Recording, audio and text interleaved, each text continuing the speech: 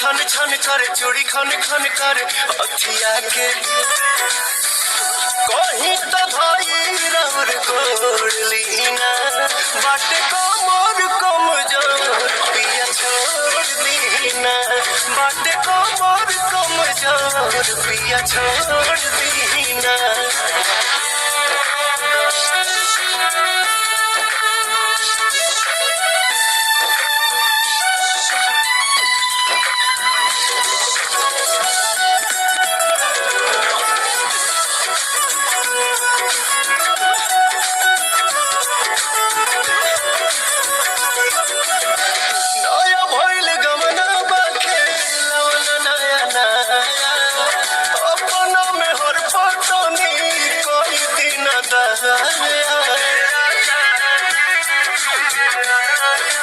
सच कही हमार पीड़ा पिया बढ़ल जाता जी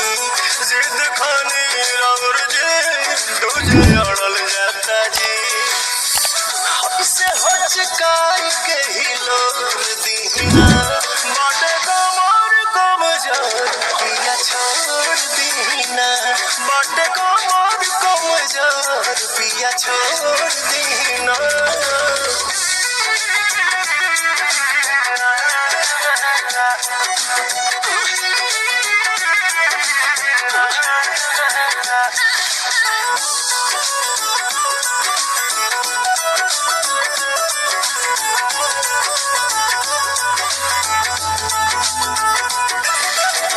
लाले लाले कोये दिहनी गोर मोर बदन के प्रिंस पिरियन सुआदत भइल बा पवन के धरी धीर काल फिर भेंट होई पिया भले सन डे परेशान में न धोई पिया